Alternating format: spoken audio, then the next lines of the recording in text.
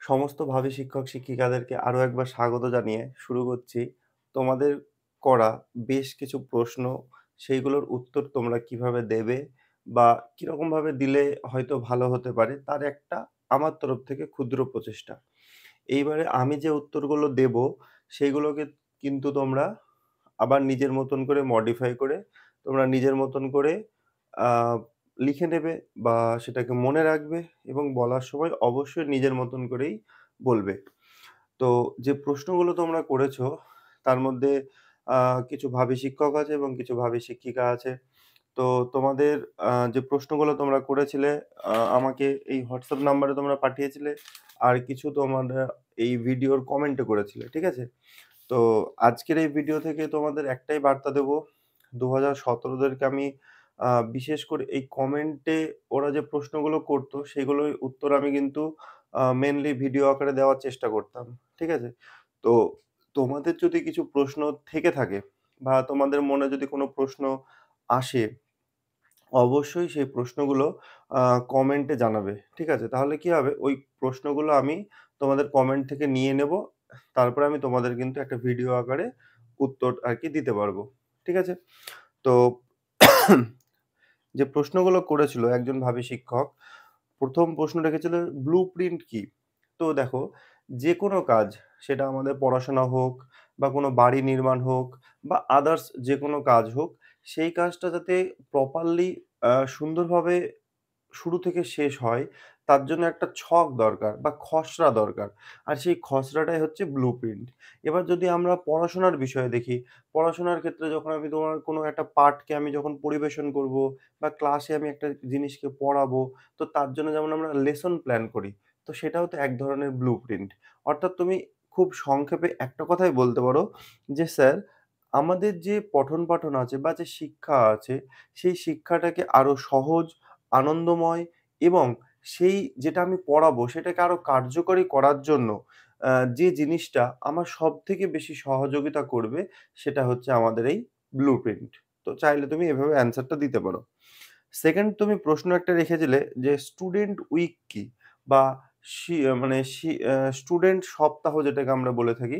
তো মাথায় রাখবে একটা জিনিস, প্রতি বছরের শুরুতে 1st জানুয়ারি কিন্তু আ পাবলিক হলিডে থাকে এবং সেইদিন সব কিছু বন্ধ থাকে। কিন্তু 2nd জানুয়ারি থেকে কিন্তু স্কুল শুরু হয় এবং 2nd জানুয়ারিটাকে আমরা বুক ডে হিসাবে অবজার্ভ করতাম এতদিন পর্যন্ত। অর্থাৎ আমাদের সেইদিন বই দিবস হিসেবে পালন করা হয় এবং প্রত্যেকটা স্টুডেন্টকে কিন্তু আমাদের নতুন বই দেওয়া হয় সরকারি বিদ্যালয়গুলোতে। তো এই আ এই বছর সরকার কি করল, ১ম দিকে আ 1st জানুয়ারি বাদ রেখে 2nd জানুয়ারি থেকে 8 জানুয়ারি পর্যন্ত এই ৭ টা দিন কি করা হলো? স্টুডেন্ট সপ্তাহ হিসেবে পালন করা হলো এবং এই সপ্তাহটার মেইন লক্ষ্যই ছিল যে সরকারি যে সমস্ত প্রকল্পগুলো স্টুডেন্টদের জন্য দেওয়া হয়েছে, সেইগুলো সম্পর্কে স্টুডেন্টদেরকে ওয়াকিবহাল করতে হবে। প্রত্যেকটা স্টুডেন্ট একটা ক্লাস থেকে আরেকটা ক্লাসে যখন প্রমোট হলো, যেমন আমরা দেখে থাকি বড়, বড় বিশ্ববিদ্যালয়ে মানে তাদেরকে আলাদাভাবে একটা সমাবর্তন অনুষ্ঠান করে তাদেরকে কিন্তু একটা আ আ কি হয়? মানে তাদেরকে একটা সার্টিফিকেট প্রদান করা হয় যে, "তুমি এই ক্লাস থেকে পাস করেছো।" তো সেইরকমভাবে একটা কিন্তু তাদেরকে সার্টিফিকেট দেওয়ারও কথা বলা হয়েছিল যে, "তুমি 5 থেকে 6 এ উঠলে, প্রমোশন হলো তোমার, সেইটা লিখে একটা সার্টিফিকেট কিন্তু থাকবে।" তো এটা একটা ব্যাপার ছিল। আরেকটা ব্যাপার থাকবে কি স্টুডেন্ট ক্রেডিট কার্ড। মানে এই স্টুডেন্ট সপ্তাহটা কিন্তু শুধু প্রাইমারি স্কুল বা হাই স্কুলে থেমে থাকছে না। এটা কিন্তু কলেজ, বিশ্ববিদ্যালয় প্রত্যেকটা এডুকেশনাল ইনস্টিটিউশন এ কিন্তু এই জিনিসটা হবে। তো সেইজন্য তার লেভেল অনুসারে কিন্তু সরকারের যত প্রকল্প আছে সবগুলো কিন্তু সেখানে বিস্তারিত বলতে হবে। এবার প্রাইমারি স্কুল বা হাই স্কুলের ক্ষেত্রে নরমালি যেগুলো আছে তোমাদের এগুলো বললে এর পাশাপাশি তুমি ঐক্যশ্রী বলবে, প্রি ম্যাট্রিক, পোস্ট ম্যাট্রিক যে স্কলারশিপ আছে সেটা বলবে, Swami Vivekananda merit cum means scholarship আছে সেইটা সম্পর্কে তুমি বললে। তারপরে তোমার ধরো আরো যেমন একটা হয় আমাদের শুভেচ্ছা বার্তা দেওয়া হয় আমাদের অনারেবল চিফ মিনিস্টারের তরফ থেকে। অর্থাৎ আমাদের মুখ্যমন্ত্রীর যে শুভেচ্ছা বার্তা আসে সেটাও কিন্তু আমাদের দিতে হয়। তো এইগুলো কিন্তু প্রত্যেকটা ওই স্টুডেন্ট সপ্তাহে পালন করা হয় এবং এর পাশাপাশি কিছু গাইডলাইন দিয়ে দেওয়া হয়। সেই গাইডলাইন অনুসারে কিন্তু পুরো সপ্তাহব্যাপী কিন্তু একটা অনুষ্ঠান হয়। সে অনুষ্ঠানের মধ্যে তোমার লেখা থাকে, তারপরে তোমার অঙ্কন প্রতিযোগিতা থাকে, আরো বিভিন্ন রকম মানে প্রতিযোগিতা হয়। সেটা কিন্তু একটা প্রপার গাইডলাইন মেইনটেইন করেই কিন্তু হয়। তো সেইগুলো তোমার চাইলে তুমি বলতে পারো। এর পাশাপাশি তো বই তো থাকছেই, বইটাও দেওয়া হয় টেক্সট বই। আচ্ছা, আরেকটা প্রশ্ন তুমি রেখেছিলে যে উপন্যাস ও সাহিত্যের মধ্যে পার্থক্য কি? তো দেখো এটা আ হয়তো যারা ভালো বাংলা নিয়ে পড়াশোনা করেছে তারা হয়তো আরো সহজভাবে তোমাকে হয়তো বলতেও পারে বা তার ভেতরের একদম ডিটেইলস এ গিয়ে বলতে পারে। তো আমি যতটুকু বুঝেছি তুমি যদি আমাকে বলো ম্যাথ এবং অ্যালজেব্রার মধ্যে পার্থক্য কি? তাহলে আমি কি বলব? যে ম্যাথ হচ্ছে যদি একটা বড় বিষয়, তার মধ্যে অ্যালজেব্রা হচ্ছে তার একটা পার্ট। মানে বীজগণিত হচ্ছে তার একটা পার্ট। তো ঠিক তোমার প্রশ্নটাও অনেকটা সেইরকম। সাহিত্য চর্চা মানে কি? সাহিত্য চর্চা মানে সে কবিতা লিখবে, সে গদ্য লিখবে, সে উপন্যাস লিখবে, সে ছোট গল্প লিখবে, সে নাটক লিখবে। তার চারিদিকে যখন অবদান থাকবে তখনই তো সেটা সাহিত্য চর্চার মধ্যে যাবে। তো সাহিত্য কিন্তু সবাইকে নিয়ে সাহিত্য। নাটক, কবিতা, গান, উপন্যাস সবকিছু নিয়ে আমার হচ্ছে সাহিত্য। আমি যতটুকু বুঝি। আর তুমি বলেছো উপন্যাস। তাহলে উপন্যাসটা কি হলো? সাহিত্যের একটা পার্ট। যেমন আমি বললাম বীজগণিত হচ্ছে গণিতের একটা অংশ। ঠিক ঐরকমভাবে তুমি বলতে পারবে যে সাহিত্য একটা বড় বিষয়, একটা বড় আ চিন্তাভাবনা, একটা বড় কিছু বিষয়। তার ভেতরে একটা পার্ট হচ্ছে কি আমাদের এই উপন্যাস। তারপরে তুমি আরেকটা প্রশ্ন করেছো যে বুদ্ধি ও স্কিমার মধ্যে পার্থক্য কি? তো এইটা যদি বলতে হয়, তাহলে দেখো বুদ্ধি জিনিসটা কি? বুদ্ধি হচ্ছে আমার বুদ্ধি হচ্ছে একটা জিনিস। একটা জিনিস বলতে আমি একটা জিনিসকে আ আমি বুঝেছি বা একটা জিনিসকে আমি জেনেছি এবং সেই জিনিসটাকে আমি ভবিষ্যতে কোনো সমস্যায় পড়লে সমাধানের জন্য প্রয়োগ করতে পারছি। তখনই জানতে হবে সেটা হচ্ছে বুদ্ধি। অর্থাৎ আমরা খুব সহজভাবে বলতে পারি যে বুদ্ধি হচ্ছে একটা জ্ঞান অর্জনের একটা ক্ষমতা। মানে ধরো আ 2 + 2 = 4 হয়। আমি এটা শিখে নিলাম যে 2 + 2 = 4 হয়। তাহলে এটা আমি জ্ঞান অর্জন করলাম এবং পরবর্তীতে যদি আমাকে কোনো জায়গায় যদি এটা প্রয়োগ করতে দেয় যে 3 + 3 দিল। আমি কিন্তু 2 + 2 কিভাবে হয়েছে সেটা যেহেতু আমি শিখে নিয়েছি, আমি কিন্তু 3 + 3 = 6 করতে পারবো। তো এটাই বলছে বুদ্ধি হচ্ছে জ্ঞান অর্জনের একটা ক্ষমতা এবং সেটাকে প্রয়োগ যখন কোনো সমস্যায় পড়বো তখন সেটাকে আমি প্রয়োগ করব। এটাই হচ্ছে বুদ্ধি। এবার আরো আ সংক্ষেপে তুমি যদি বলো, তাহলে বলবে যে বুদ্ধি হচ্ছে সমস্ত মানসিক যত ক্ষমতা আমাদের আছে, যত রকম মানসিক ক্ষমতা আছে, সেই ক্ষমতার একটা সবার মানে সাধারণ উপাদান হচ্ছে আমাদের এই বুদ্ধি। অর্থাৎ বুদ্ধি সাধারণ উপাদান হিসেবে কাজ করবে। এবার স্কিমাটা কি তাহলে? স্কিমাটাও ঠিক ওই ধরনেরই একটা জিনিস। যেমন আ বলতে পারি ধরো স্কিমা হচ্ছে আমি এই জিনিসটা জানি এবার ওই জিনিসটা যতটুকু জানি সেইটার রেসপেক্ট এ তুমি আরেকটা জিনিসকে তুমি কল্পনা করছো। যেমন ধরো একটা বাচ্চা ছেলের কাছে ধরো একটা কুকুর সম্পর্কে ধারণা আছে। যে একটা কুকুরের ৪ টে পা আছে, কুকুরের লেজ আছে, তারপরে হয়তো তার এরকম দেখতে হয়।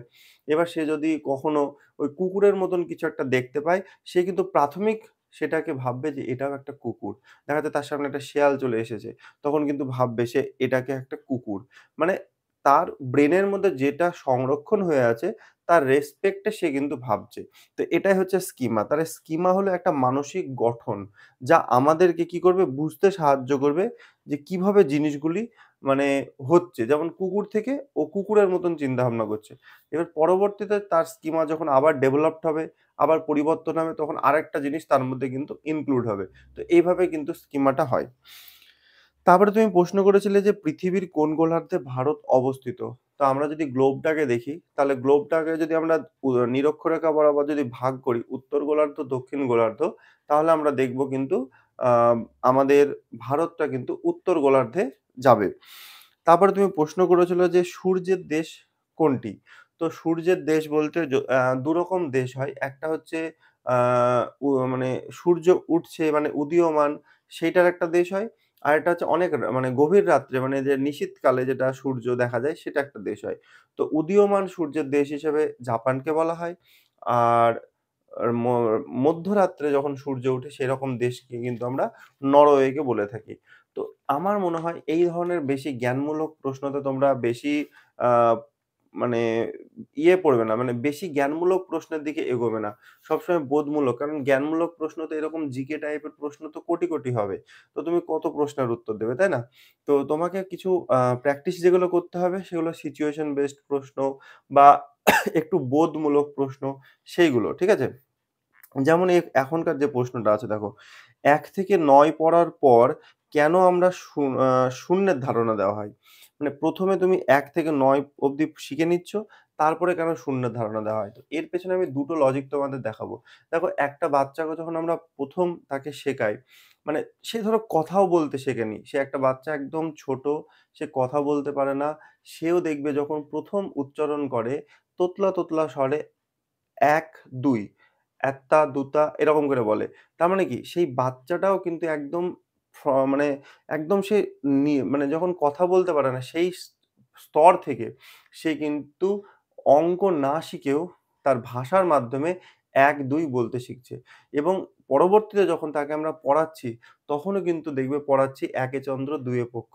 অর্থাৎ আমরা তার সামনে হয়তো আ কোনো কিছু যেকোনো একটা কিছু ধরো আমরা যদি কথার কথা বলি যে আমরা হয়তো বলতাম, "দেখো এই দেখো আমার হাতে কি আছে বলো তো? একটা মার্কার আছে।" তাহলে এরকম একটা মূর্ত জিনিস দিয়ে তাদেরকে বোঝাতাম যে এটা ১, আমার কাছে ২ টো হলে বলতাম ২ এইভাবে বোঝাতাম। তো অর্থাৎ আ প্রথমত ১, ২, ৩, ৪ এগুলো গণনা সংখ্যা, এগুলো স্বাভাবিক সংখ্যা, এগুলো গণনা সংখ্যা অর্থাৎ গণনার কাজে লাগানো হয়। আমরা বাচ্চার সামনে যেকোনো খেলনা দিয়ে বলতে পারবো, দেখো তোমার ১ টা খেলনা, ২ টো খেলনা। তো অতএব তার গোনানোর জন্য আমরা কিন্তু সেই বাচ্চাটাকে পড়া শেখানোর আগে, বইয়ের সঙ্গে তার পরিচয় ঘটানোর আগে তাকে কিন্তু আমি ম্যাথ শেখাচ্ছি এবং শেখাচ্ছি কোথায় থেকে? ১, ২ থেকে। এটা সবথেকে গুরুত্বপূর্ণ একটা পয়েন্ট। তারপরে যখন আমরা আ পড়াচ্ছি বই, তখনও কিন্তু একে চন্দ্র দুইয়ে পক্ষ করছি। তাহলে আমরা শুরুটা কোথায় থেকে করছি? শুরুটা করছি কিন্তু ১ থেকে। কেন ০ থেকে করছি না? তার কারণ সেই বাচ্চাটার ব্রেনে আমি কিছুতেই প্রবেশ করাতে পারব না যে কিছু নাই মানে 0। সেই জিনিসটা সে শিখছে কখন? সেই জিনিসটা শিখছে অনেক একটু বড় হয়ে। যখন সে বিয়োগ করা শিখছে। যে আমার কাছে একটা মার্কার ছিল, আমার কাছ থেকে মার্কারটা হারিয়ে গেল। তাহলে আমার কাছে কিছু নেই, আর কিছু নেই মানে ০। তাহলে এই ধারণাটা কিন্তু তার অনেকটা পরে আসছে। ঠিক আছে? তো সেইজন্য বলব এটা দুটো ওয়েতে তোমরা অ্যান্সার দিতে পারো। ১ গণনা সংখ্যার কনসেপ্ট থেকে দিতে পারো। আর ২ আমার মনে হয় মূর্ত বিমূর্তের কনসেপ্ট থেকেও দিতে পারো। যে ১, ২ যখন আমরা পড়াচ্ছি সেটা মূর্ত আর 0 টা কিন্তু সেই বাচ্চার কাছে পুরোটাই বিমূর্ত। তো একটা বিমূর্ত জিনিসকে বোঝানো কিন্তু তুলনামূলকভাবে একটু কঠিন। সেই তুলনায় মূর্ত জিনিস বোঝানো কিন্তু সহজ। তো সেইটাও একটা ব্যাপার। আচ্ছা। তারপরে একটা প্রশ্ন করেছিলে যে সার্কেল কি? সার্কেল বলতে কি দেখো আমাদের প্রাইমারি স্কুলগুলো হয় এসআই এর অধীনে।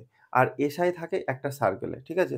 সার্কেলটা কি হয় ধরো তুমি একটা ব্লকে আছো। তুমি কোনো একটা ব্লকের আন্ডারে আছো বা তুমি কোনো একটা পৌরসভার আন্ডারে আছো। দেখবে ওই পৌরসভা বা ওই ব্লকটাকে বেশ কিছু আ অঞ্চলে ভাগ করে দেয়। সেই অঞ্চলগুলোর মধ্যে অনেকগুলো স্কুল থাকে। এবার কি হয় ওই স্কুলগুলোকে নিয়ে একটা এসআই অফিস তৈরি হয়। ঠিক আছে? আর ওই স্কুলগুলোকে বলা হয় ওই স্কুলগুলোকে একটা সার্কেলের মধ্যে রাখা হয়। বুঝতে পেরেছ? মানে তোমার ব্যাপারটা হচ্ছে একটা ধরো এটা হচ্ছে পুরো একটা ব্লক। ঠিক আছে? এই ব্লককে দেখা যাচ্ছে আ এরকমভাবে ৩ টে সার্কেলে ভাগ করে দিল। এটা ১ নম্বর সার্কেল, এটা ২ নম্বর সার্কেল, এটা ৩ নম্বর সার্কেল। এবার এই ১ নম্বর সার্কেলের একজন এসআই থাকবে, ২ নম্বর সার্কেলের একজন এসআই থাকবে, ৩ নম্বর সার্কেলের একজন এসআই থাকবে। এবার ৩ টেতেই ভাঙবে এমনটা কোনো পার্টিকুলার নিয়ম নাই। ২ টোতেও হতে পারে বা ৩ এর বেশিও হতে পারে। এটা কিন্তু আ সরকারি নির্দেশিকা এবং সমস্ত ভাবনা চিন্তা করে সেটা ধরো ভাগ হবে। সেটা আমি বলতে চাইছি না। আমার বলার উদ্দেশ্য হচ্ছে একটা আ আমার ব্লক আছে সেই ব্লকটাকে আমরা যতগুলো সার্কেলে ভাগ করব ততগুলো কিন্তু আমরা এসআই পাবো। এবার দেখা যাচ্ছে এসআই এর অভাব আছে। তখন একজন এসআই আরেকটা আ আ এসআই এর কিন্তু চার্জ নেবে। সেটা আলাদা ব্যাপার। কিন্তু একটা সার্কেল পিছু একজন এসআই কিন্তু মাস্ট। তারপরে তুমি আরেকটা প্রশ্ন করেছিলে একজন ভাবী শিক্ষক বা শিক্ষিকা যে প্যাভলভের শিখন তত্ত্ব প্রাথমিকে কিভাবে কাজে লাগাবো? তো প্যাভলভ আমাদের কি শিখিয়েছিল? প্যাভলভের শিখন তত্ত্বতে আমরা কি শিখেছিলাম? প্যাভলভের শিখন তত্ত্বতে আমরা শিখেছিলাম যে আমাদের অ্যাকচুয়ালি কুকুরটাকে দিচ্ছিল খাবার। আর কুকুরটাকে খাবার দেওয়ার জন্য কুকুরটার কিন্তু লালাক্ষরণ হচ্ছিল। আর খাবারটা যখন আসছিল তখন কিন্তু আমাদের এখানে কি হচ্ছিল? ঘন্টা পড়ছিল। অর্থাৎ খাবারটা যখন আসছিল তখন তার লালাকরণ হচ্ছিল। এটা ১ম এ হচ্ছিল। কিন্তু পরবর্তীতে দেখলাম কি হলো? খাবার না আসলেও ঘন্টা পড়লেও তার লালাক্ষরণ শুরু হচ্ছে। এটাই তো প্যাভলভের নীতি ছিল যে আমাদের উদ্দীপকের সঙ্গে লালাক্ষরণ হচ্ছিল। এটা না হয়ে একটা অন্য কিছু একটা যেটা উদ্দীপক ছিলই না, সেটা কিন্তু উদ্দীপকের ভূমিকা পালন করছে। তো এইরকম ঘটনা কিন্তু আমাদের হয়। কিরকম হয় আমি তোমাকে বলছি। ধরো টিফিনের টাইম, ঠিক আছে? এটা ধরে নাও তোমার হচ্ছে টিফিন টাইম। আর এটা ধরো আ টিফিনের আ বেল পড়ল, ঠিক আছে? ঘন্টা। তখন কিন্তু আমাদের কি হচ্ছে, বাচ্চারা কিন্তু লালাক্ষরণ বলব না, এটা ধরো মিড ডে মিলের জন্য কিন্তু তারা প্রস্তুত নেয়। অর্থাৎ একটা সময় কি হতো, টিফিনের ঘন্টা পড়ছে, তো তারা মিড ডে মিলের জন্য রেডি হচ্ছিল। একটা সময় হচ্ছিল। কিন্তু এখন দেখা যায় টিফিনের টাইম হওয়ার সঙ্গে তারা কিন্তু মিড ডে মিলের জন্য রেডি হতে থাকে। তুমি যদি কোনোদিন ক্লাসে যাও, দেখবে যখন একটু ক্লাস শেষের দিকে মানে টিফিন হবে করছে বা ১:৩০ বেজে গেছে, ঘরে ঘড়ি আছে, তখন যারা ঘড়ি দেখতে জানে তারা কিন্তু এই টিফিনের বেলের কিন্তু অপেক্ষা করে না। আগে কি হতো? বেল বাজলে মিড ডে মিল এরকম ব্যাপার ছিল। কিন্তু কি হলো? এই বেলটার সঙ্গে টাইমের তো একটা মিল আছে। দুটোই একসঙ্গে হয়। টাইম হলেই বেল বাজবে। এবার বেল বাজার পর মিড ডে মিলে যেত। সেই বিষয়টা না হয়ে দেখা যাচ্ছে টাইম হয়ে যাচ্ছে, অমনি ওরা কিন্তু মিড ডে মিলের জন্য রেডি করে ফেলছে। তার খাতাপত্র বা ঢুকিয়ে ফেলছে এবং তার যে থালা, বাটি, গ্লাস যা আছে সব বের করছে। এটা কিন্তু একটা ঘটনা ঘটে। আচ্ছা, আরেকটা জিনিস তুমি বলতে পারো এটার পাশাপাশি, সেটা হচ্ছে ধরো আগে কি হতো? ধরো স্যার গেল। স্যার একটা ক্লাসে গেল। সঙ্গে কি করলো? বাচ্চারা চুপ করে বসে পড়তো। ঠিক আছে? চুপ করে বসে পড়ল। মানে এই ঘটনাটা আমি বলতে চাচ্ছি। ধরো আ প্রেয়ার লাইন হয়ে গেল। প্রেয়ার লাইন হওয়ার পর স্যার যাচ্ছে। বাচ্চারা তখন চুপ করে বসছে, বই খাতা বের করছে, ক্লাস শুরু হচ্ছে। কিন্তু ধরো কোনো স্কুলে যদি ঘন্টা থাকে, যে ধরো ঘন্টা আছে একটা স্কুলে, ধরো তুমি ঘন্টা আছে। তো স্যার গেলে বাচ্চারা বসতো। এটা আগে ছিল। আর স্যার যাওয়া আর ঘন্টা দুটো কিন্তু একসঙ্গে হয় ক্লাস শুরুর। তো এবার দেখা যাচ্ছে ঘন্টা পড়ার সঙ্গে সেই বাচ্চারা কিন্তু আস্তে করে বসে পড়ছে। তারা বই খাতা বের করে ফেলছে। তো এটাও কিন্তু তোমার প্রয়োগ করতে তুমি পারো। যে স্যার যাবে তারপরে তোমরা চুপ করে বসবে, ততক্ষণ বাইরে হৈ হট্টগোল করবে এমন না। ঘন্টা পড়ছে, স্যার যাচ্ছে, চুপ করে বসছে। এই এই ঘন্টা পড়া, স্যারের যাওয়া এই দুটো একসঙ্গে ঘটছে। তো স্যার যাওয়ার আগেই ঘন্টার ধ্বনি শুনেই যখন সে চুপ করে বসবে, এটাও কিন্তু আমাদের প্যাভলভের নীতি হিসেবে প্রয়োগ করতে পারো তোমরা চাইলে। আরেকটা প্রশ্ন করেছিল যে প্রাথমিক বিদ্যালয়ে ইতিহাস কিভাবে পড়াবে? তো দেখো, ইতিহাস মানে হচ্ছে কোনো অতীতে ঘটে যাওয়া ঘটনাকে বর্তমানে দাঁড়িয়ে যখন আমি সেটাকে পড়বো বা সেটাকে আমি লিখবো বা সেটাকে যখন আমি বিশ্লেষণ করব সেটাই ইতিহাস। তাহলে অতীতে আমি যখন বর্তমানে কোনো একটা বিষয় পড়াবো, সেই বিষয়টা পড়াতে গিয়ে যদি আমাকে অতীতের সাহায্য নিতে হয়, তো সেটাই ইতিহাস আমার ব্যবহার করলাম। যেমন ধরো আমি এখন আগুন পড়াচ্ছি। তাহলে আগুন যখন পড়াবো তাহলে আগুনটা কখন আমি সৃষ্টি করলাম, কিভাবে সৃষ্টি করলাম সেটা নিশ্চয়ই পড়াবো। আমি যখন এখন মোটরসাইকেলের চাকা পড়াচ্ছি বা সাইকেলের চাকা পড়াচ্ছি, তাহলে চাকার আবিষ্কার নিশ্চয়ই আমি পড়াবো। তো এইগুলোই হচ্ছে ইতিহাসকে আমাকে তখন ব্যবহার করতে হবে। প্রত্যেকটা জিনিসের ইতিহাস আছে। আজকে হোয়াইট বোর্ড কি এমনি চলে আসলো? তার আগে চক ডাস্টার বোর্ড ছিল। এরকমভাবে তুমি ইতিহাসগুলোকে কিন্তু যেকোনো জিনিসের কিন্তু ব্যাখ্যা করতে পারো। এই যে তোমার আগে মার্কার ছিল না, পেন ছিল না, দোয়াতের কালি ছিল। তাহলে এইটা দিয়ে তুমি যখন লিখবে তখন তোমার এর ইতিহাসটা তুমি বলতে পারবে। অর্থাৎ প্রত্যেকটা জিনিসেরই কিন্তু একটা ইতিহাস অবশ্যই আছে এবং সেটা আমরা অনেকদিন আগে ঘটে গিয়েছে। সেটা আমি বর্তমানে দাঁড়িয়ে আ যদি আমি সেটাকে আলোচনা করি, সেটাকে যদি পড়ি, সেটাই আমি ইতিহাস বলতে পারবো। আরেকটা খুব সহজ প্রশ্ন রেখেছো কিন্তু অবশ্যই গুরুত্বপূর্ণ বলবো। এগুলো আমি বলবো অবশ্যই তোমাদের ইন্টারভিউ এর যখন ডেট পড়বে, তার আগে অবশ্যই তোমরা এগুলো রেডি করে যাবে। প্রশ্নটা ছিল পশ্চিমবঙ্গের প্রতিবেশী দেশগুলো কি? যদি পশ্চিমবঙ্গের প্রতিবেশী দেশ ধরা হয় ৩ টে আছে। নেপাল, ভুটান আর আমাদের হচ্ছে বাংলাদেশ। কিন্তু এর পাশাপাশি এই প্রশ্নটাও রেডি করে রাখবে যে পশ্চিমবঙ্গের প্রতিবেশী রাজ্য কটা আছে? আমাদের পশ্চিমবঙ্গের প্রতিবেশী রাজ্য কিন্তু আছে ৫ টা। উড়িষ্যা, ঝাড়খণ্ড, বিহার, আসাম এবং হচ্ছে সিকিম। এই ৫ টা রাজ্য কিন্তু আছে। আরেকটা প্রশ্ন তোমরা করেছিলে যে ভাষার কয়টি অংশ? দেখো বর্ণটা কিন্তু যেটা আমরা মুখে বলি কিন্তু লিখছি না সেটাই বর্ণ। এবার না সরি ভুল বললাম। আ ধ্বনি থেকে আসতে হবে, হ্যাঁ? ধ্বনি বা বর্ণ এটা দিয়ে একটাই বললে হবে। আ সেটা একটা পার্ট। তারপরে হচ্ছে ধ্বনি আর বর্ণ একটা পার্টে ঢুকছে। তারপরে হচ্ছে শব্দ, তাই তো? আ শব্দর পরে আসছে তোমার বাক্য। এই ৩ টে মূলত পার্ট। ঠিক আছে? বর্ণ বা ধ্বনি যাই বলো না কেন সেইটা। তারপরে হচ্ছে শব্দ এবং তারপরে হচ্ছে তোমার বাক্য।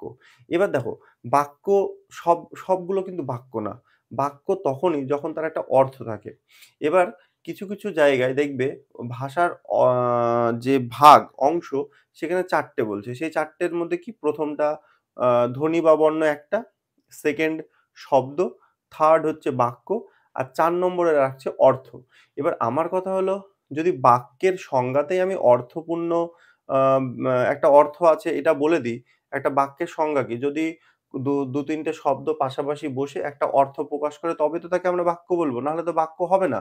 তাহলে একটা বাক্যের সংজ্ঞাতেই যদি আমি অর্থটা পেয়ে যাই, তাহলে আলাদাভাবে অর্থ বলাটার কোনো প্রয়োজন নেই। আবার কারো মতে ৪ টে। তো এটা নিয়ে তোমরা আলোচনা করবে, দেখবে কোনটা বললে ভালো হয়। মানে ৩ টেও বলা চলে, ৪ টেও বলা চলে। তো যেটা বলবে সেটা। আর আরো কিছু প্রশ্ন দেখছিলাম তোমরা ওই গ্রুপে আলোচনা করছিলে যে মুর্শিদাবাদের ডিএম এর নাম কি?